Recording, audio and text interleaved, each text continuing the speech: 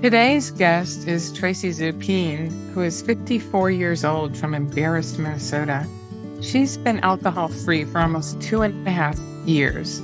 I met her as an enrollment coach with another program, and I have watched her transform just incredibly in every area of her life. And so I wanted her to share her story with us today. And boy, does she have some really inspirational reflections to give us, and her journey of finding God through the process. So enjoy Tracy's interview.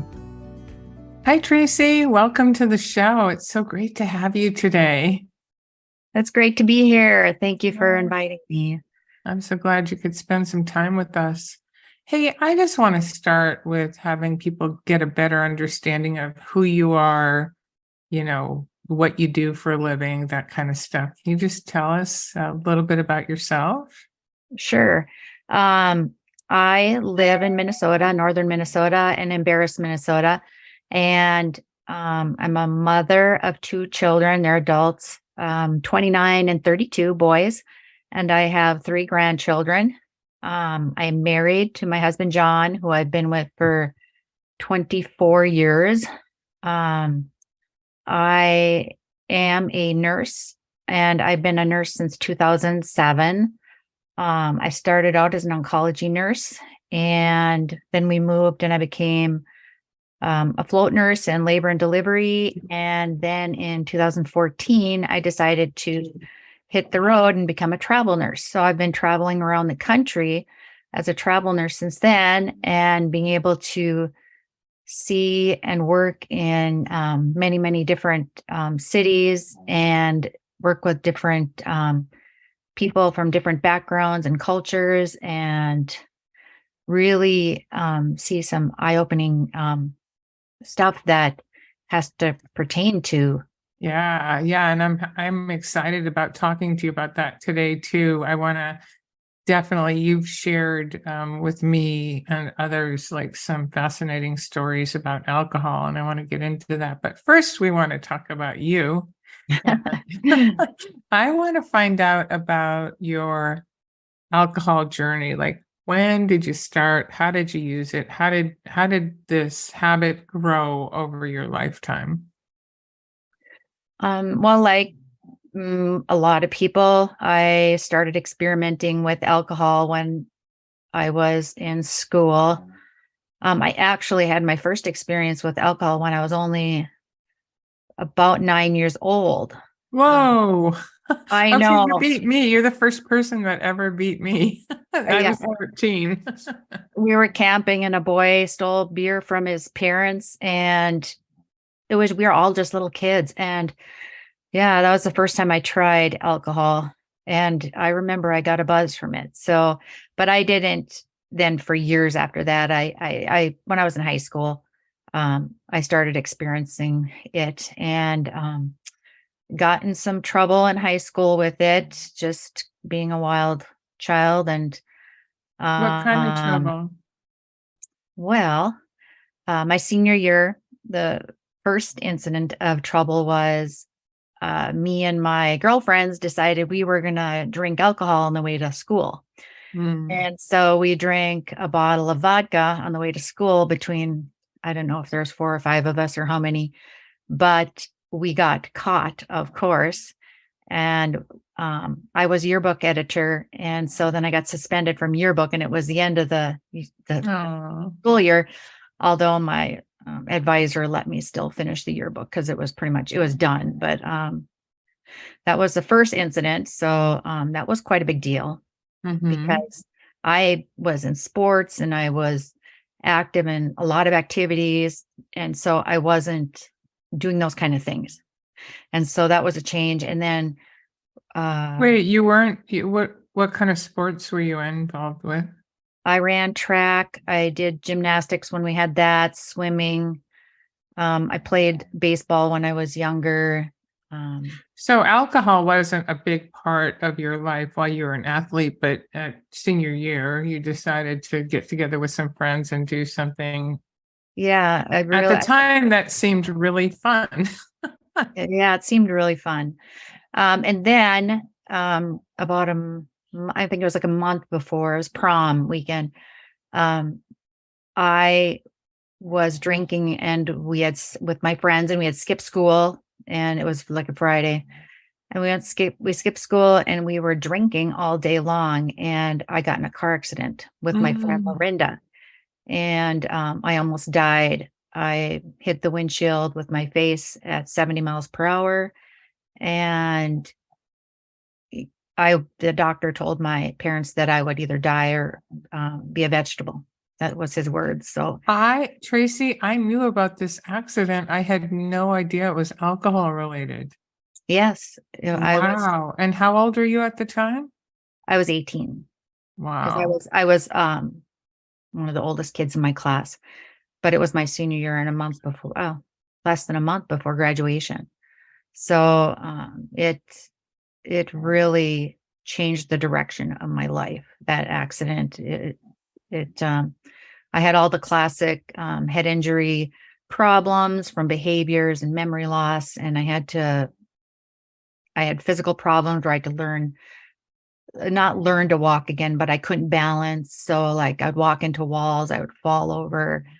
It was terrible. I'm really lucky and I'm that I'm not disabled from it. And then after that, for my alcohol journey, after recovery and graduation, um, I had behaviors from that and I just started drinking more and partying more with friends. I graduated, I'm free and I didn't think anything was wrong and I could go and drink and I wasn't supposed to be drinking at all. And Did it ever occur to you, like, to connect the dots between, look, alcohol caused this accident, maybe I shouldn't do it anymore? Like, what were you thinking? I'm just, yeah, this is I I look from where I am now and in the last 5 years especially, I look at that and I ask myself, that was like the biggest sign ever, the biggest sign that alcohol does not serve me. Nothing good can come from me drinking. But I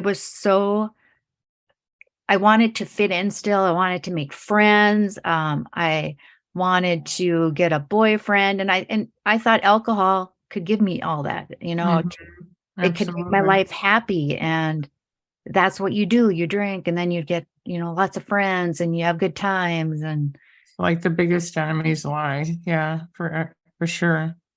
yeah, So so I just, your drinking progressed, and it sounds like in a major way, partier type drinking. yeah. And it did until I was 20. And then I got pregnant with my first child.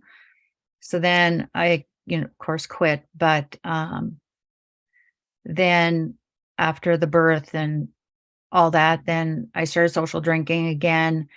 Um, and through the years, it was sort of like up and down. Sometimes I would binge drink. I quit when I had my babies. Um, I considered myself a social drinker. So through the years, it would just change. I had a boyfriend who was a big drinker and into drugs, and so then, of course, we partied a lot. Then after we ended our relationship, I met a man who was a Christian and did not drink hardly, and so then my drinking cut down Interesting. for Yeah. 3 years. So a lot of my drinking has to do with who I was hanging around with or who was in my life, I should say. But it was all me. Um, and then, Yeah. yeah, and then there's just been ups and downs in my life since then. Um, my husband that I was married to for 3 years, he left me, and then I went on another big drinking spree for about 6, 7 months. And my That one parents, I understand. yeah, Yeah. my parents had to help me with my kids and everything. I was just drinking so much. And then I met my current husband and um I slowed down, but again, over the years, there was just periods of binge drinking I would get stuck in again. What were And you using alcohol for? Because I know that you've had time to reflect it. What do you think that you were using alcohol for at that point? um, this is pretty deep, but loneliness. Mm, I could not connect to people. And I didn't understand this until I had, um, I was seeing a doctor, it sort of came to that I had post-traumatic stress disorder from my car accident back when I was 18. And when I had that accident, a lot of my friends became not my friends because they didn't know what to do with me. And so I right, had all this loss. And then as the years would go by, and really it was more done to my drinking, I would get friends and then they would, not want to be my friend. My husband left me. And so I just felt like I was so alone and I couldn't connect with people. And I didn't want to. I wanted to, but I was afraid to because I knew that they would leave and I knew that I would lose them. And I couldn't do it anymore. I couldn't keep going through that. right. So what you keep I assume that you continue to drink. In my experience, our tolerance grows, so you're drinking more. What were the signs to you that like, uh-oh, enough is enough? Like what created this spirit in you that said, I really need to get this under control? What was going on at the time? Um, I had tried quitting on my own because I, because my relationships with the people I cared for, were falling apart because of Mm. my drinking. And Are you I, talking about your husband, your kids, your my grandchildren? husband, my kids, my best friend, because when I would drink, and depending on what I would drink, I could just be not a nice person, and it would push them away. And eventually, I did lose my friend, um, and my kids were affected by my drinking. My oldest son does not drink, and he told me he doesn't drink because of me. Mm. He told me that, and it really, I was so glad he told me that because it was like a wake-up call. That was one of the biggest wake-up calls in losing my friend, and then my relationship with my husband falling apart because he had to live with me, and when we would drink, it a lot of times would end up in arguments, and, I just was not myself. I wasn't the happy drinker. I became the bad person. And so those relationships, and then also I realized, and my grandkids were, I don't know, just young, just little. I realized that they were going to see their grandma buzzed up or drunk, and they were going to have those memories for the rest of their life. And I did not want them to ever see me like that. I didn't want them to know me as that person. Um, and they won't. That was the biggest thing that pushed me, I think, was just I didn't want the grandkids to ever see that in me because my kids did. And it affected my kids' life, it affected my friends' life, my family's life. And I didn't want them to see that. And also, I do believe that as a grandmother, as a mother, that if I can be one person that can show them that living an alcohol-free life, um, is the better choice than living or drinking alcohol, it may stop them from drinking when they get to that age where they want to experiment with alcohol or friends, because it goes from one generation to the next It generation. surely does. It And surely does. Yeah. there's always going to be one kid that can't handle it, that's going to have problems or going to get in an accident or get killed or go totally in the wrong direction just from their drinking. And if you can stop that, not even make it a choice for them to influence them not to drink, then, you may save their life. So I just want to be a good role model for them and to show them that they can have a good life without alcohol. What a great kind of North Star for quitting. And tell me, this is where we can bring in the nursing, because were you experiencing any physical maladies as a result of your drinking, or did being a nurse help you, in terms of what you saw? Did that help you with assessing the damage of what you were doing? Yes, I would definitely say that being a nurse and seeing what I have seen in my profession greatly affected me wanting to quit drinking. And for years, once I started seeing and working with patients that were regular social drinkers or 2, 3 times a week drinkers or everyday drinkers, and I saw the effects on their health and the chronic health conditions that they were getting from that were definitely affected by their drinking alcohol. And What kind of things did you see?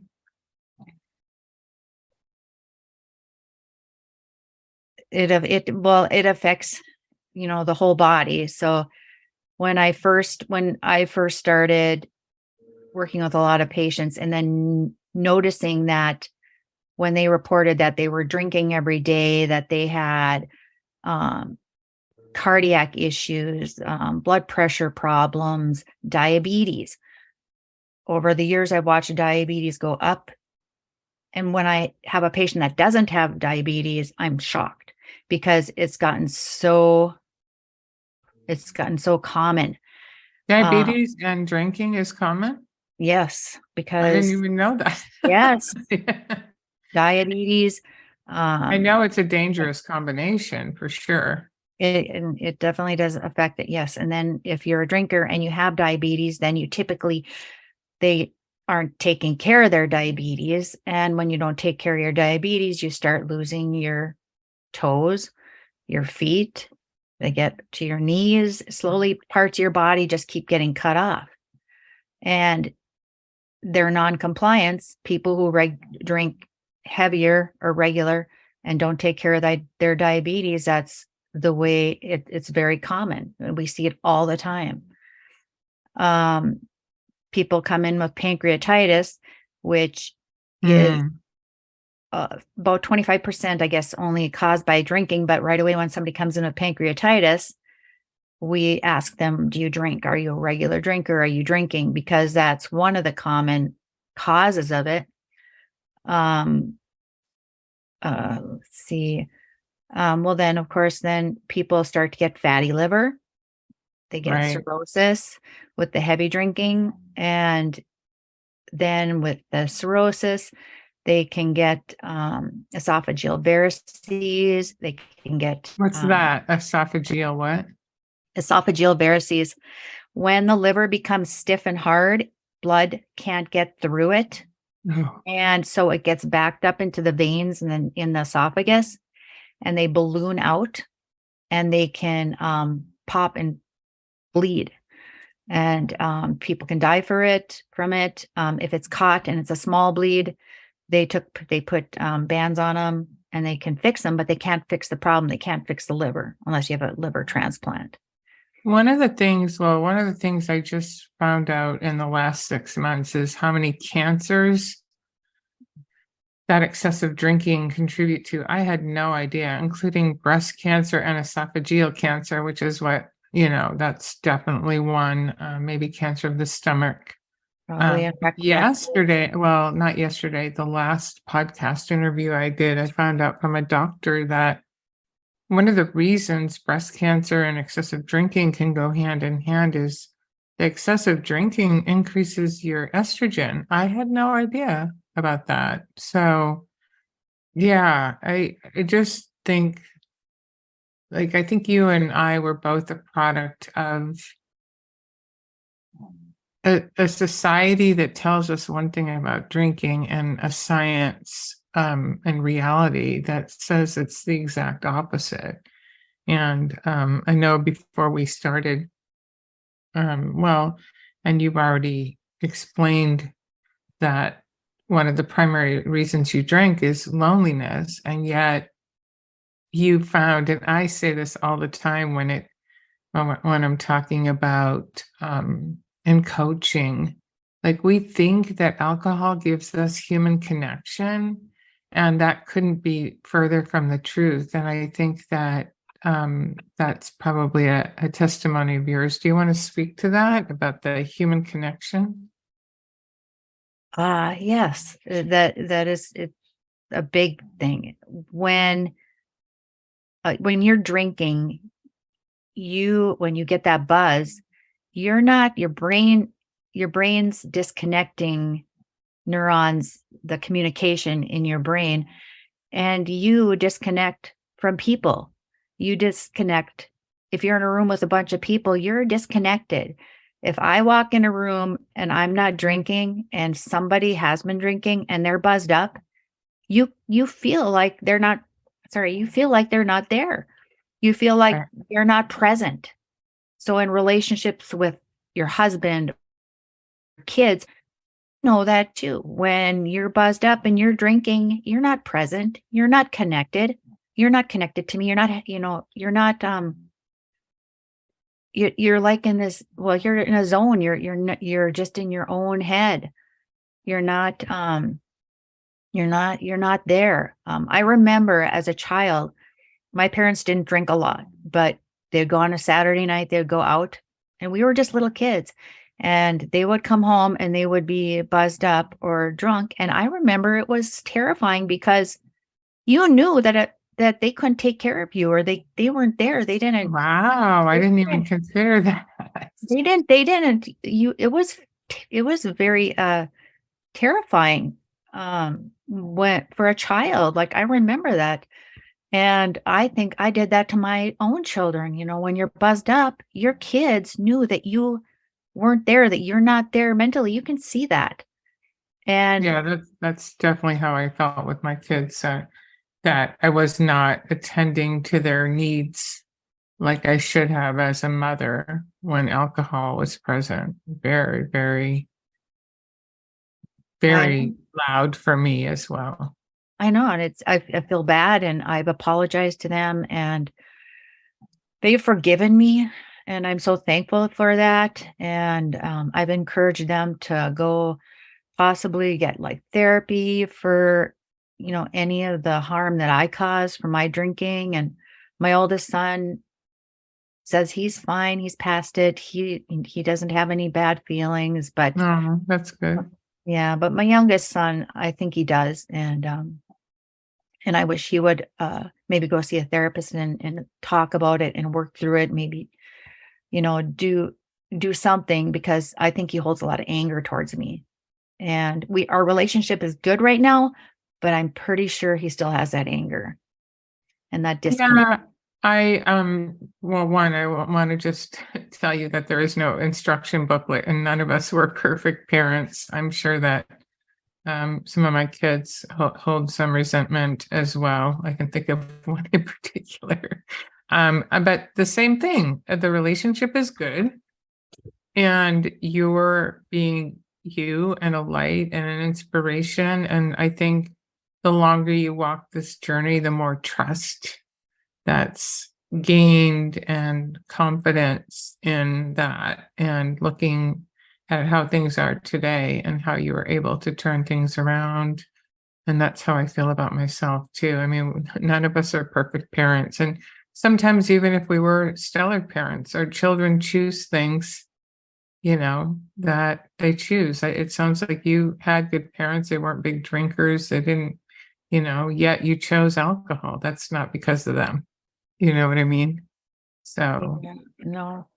Um, but I was going to get back to healthcare, what I've seen, and on the road, especially, different states I've went to, some places have I've noticed seem like they have a lot more alcohol abuse problems. Mm, And I have a compassion towards people who actually have alcohol abuse problems and don't have resources. Um, and I always try to encourage them to change, to live an alcohol-free life, that they can do it. And but there's just so much hopelessness out there, and especially in the poverty-stricken areas and homeless people, um,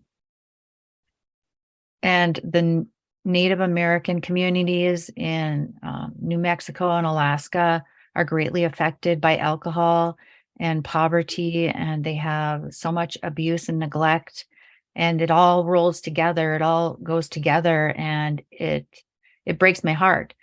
And that has influenced me. That was one of the reasons also that I kept trying to quit drinking, was because I could see how much destruction it was doing to people, where it was taking away their lives, that they were hopeless, that they didn't have any hope, and they couldn't see their way out of not drinking. right. And so I know I'm not sure if you've read the devotional because I created it kind of after the program we were in, but I know your relationship with God has changed, or you found God, I guess. I would love you to describe that journey because I was, of course, overwhelmed with joy when you shared what has happened with you. So if you could share your walk with God during this process as well. I it I definitely I reconnected with God.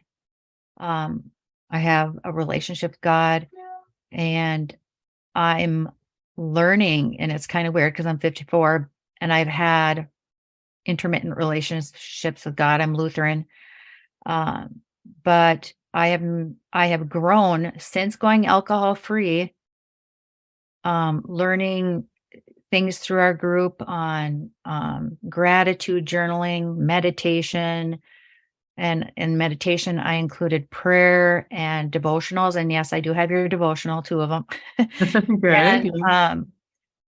it just I couldn't go to anybody else because I've learned to do things myself, just figuring it out.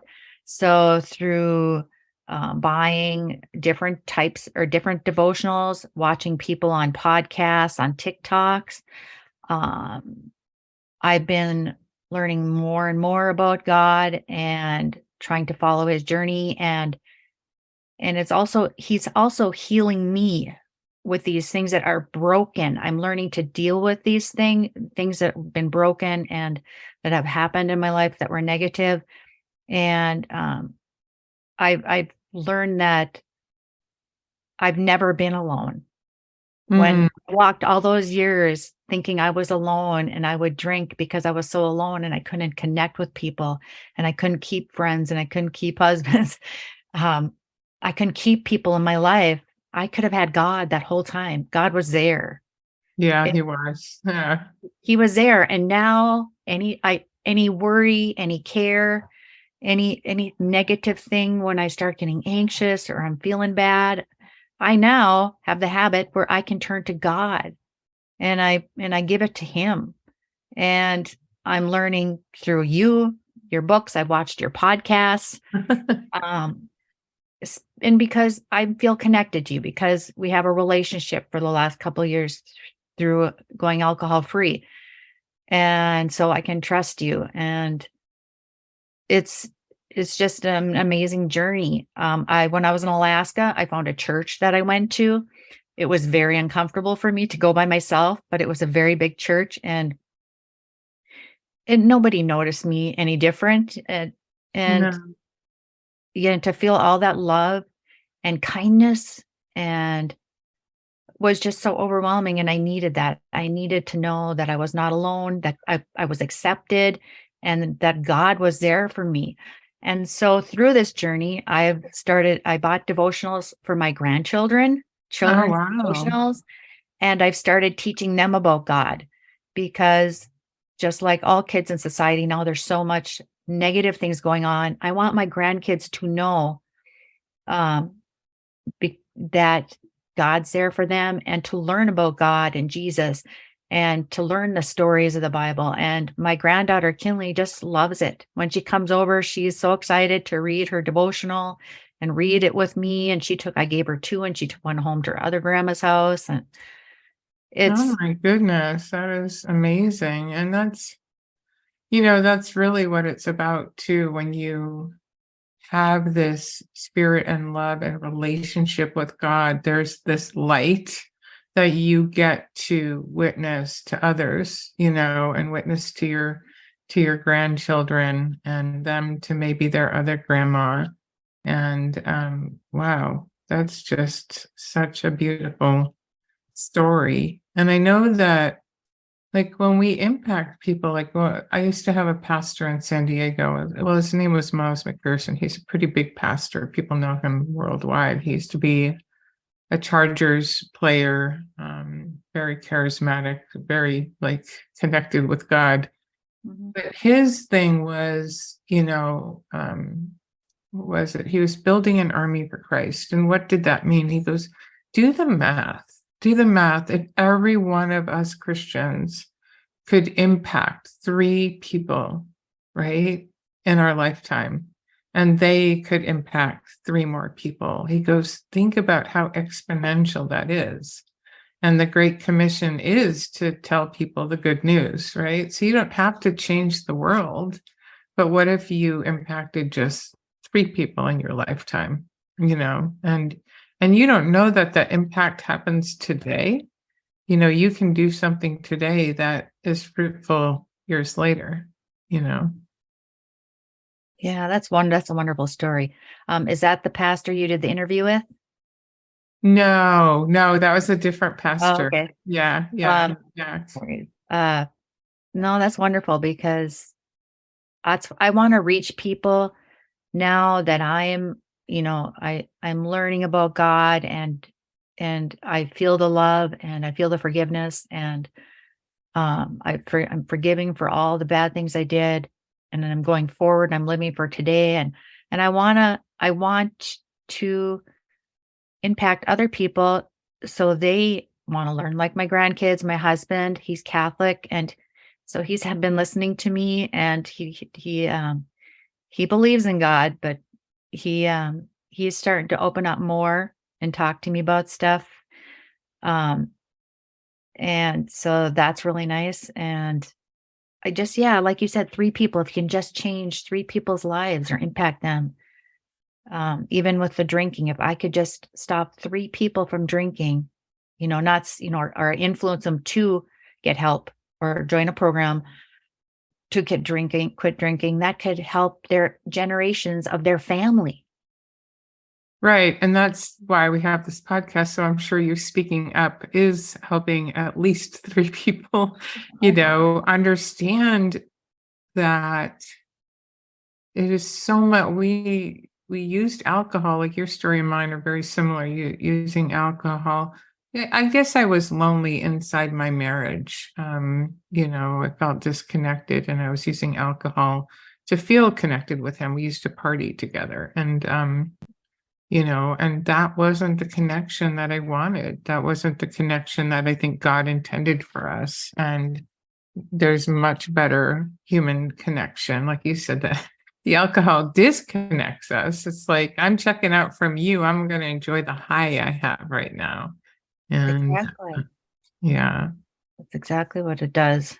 And I I want to enjoy life. I want to remember all the moments with my family and loved ones, and the fun things I do and the good things I do. And I don't want it to be a big blur or a blackout, or, I don't remember really. I don't really remember that good family barbecue because I had had too much wine.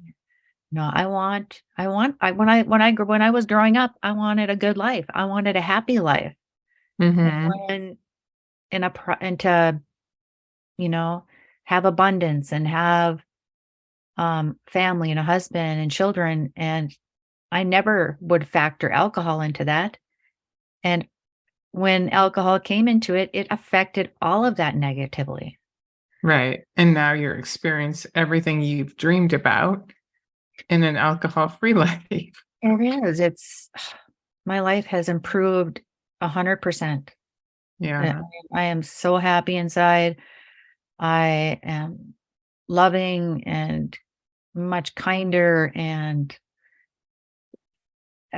healthier, much Right. more healthier, mental health, because alcohol is so destructive to mental health, how it affects all the neurotransmitters in your brain and Yeah. changes your brain and actually causes mental illness. And I have been healing for 2.5 years and I feel like Superwoman right now. I know, I know.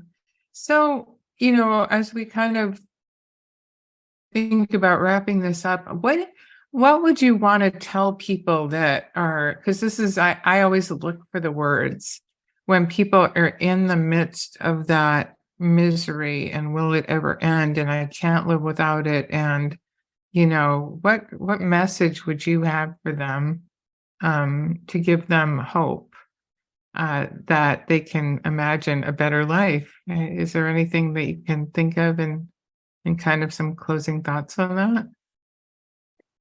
Well, the simple thing would be if I can do it, you can do it, but that's not how That is good because that's they're not this. how I sorry. No, that is, I mean, that's valid because you've described a I situation that people can relate to in terms of their drinking, why they drink, and the extent of your drinking. But anything what else? I would yeah, what I would recommend is for people to find resources, to find connections, to join programs like yours, an alcohol-free program that they can meet, that fits their life. Um, Sometimes it's money, like the program I was in before was very expensive, but it was the right thing to do. Just to do it. If you have any negative feelings, if alcohol is affecting you negatively and you know you need to stop, you know you want to stop, stop, get help and Right. find the resources, find an alcohol free program, whatever you need to do, because the cost of it, it'll pay off in the long run for all the money you're going to save on alcohol. You're going to have a much better life. You're going to be happy. Every day you wake up in the morning, you're going to feel good. You're not going to be hungover. So that already makes it a good day. I just would highly recommend people to find a way to quit drinking, if it Yeah. and to find a program and to have connection. Yeah, and as a plug, thanks for leading into that. So you and I came from a program that did cost a fair amount of money, and that was good motivation for us to stay the course for what was then 90 days to give us a chance to see what was possible in life. And you and I both said, wow, this is a much better life than what I used to live. And that was enough time to turn the corner. And that's one of the reasons I created the devotional, to put God in the picture, because I saw a lot of the teachings from that program as biblically based principles, and to offer people uh, a more reasonable solution. AA is free, AA is an option. It's also very, what's it called? Pure led, right? It's just got a different approach. There are reasons that I didn't connect with it, mainly because of my mental health state was pretty bad, and I didn't want to add to that by calling myself a name. And but there are free programs and there are paid programs. And when you consider paying for a program, I would recommend one that you get real people. There's a lot of programs out there that'll charge 300, $600, but they just give you videos. And you really need the accountability. Don't you think that that is a big part of it? The human contact and accountability? Absolutely. That 100%. That's what made the difference for me. Being accountable to other people, to a group, having coaching, having group sessions, talking to live people. Right. It was real, and you're accountable. You want to be accountable.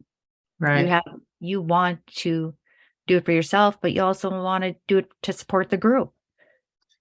Yeah, and you're involved and realizing that you're not alone, in the struggle. So I think that's super big. And I'm a big proponent of the the accountability aspect for sure.